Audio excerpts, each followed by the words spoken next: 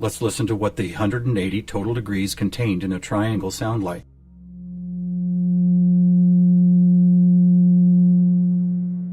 And here's a squares and circles 360 in cycles per second. A perfect octave up from the triangle. What about the pentagon at 540? That sounds like a harmonic fifth of the other two. That's interesting. What are these tones? They are F sharp and its perfect harmonic fifth of C sharp. Let's keep going. What does a hexagon 720 sound like? Another F sharp.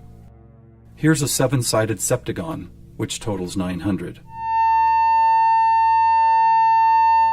This is an A sharp, which happens to be the note required to complete an F sharp major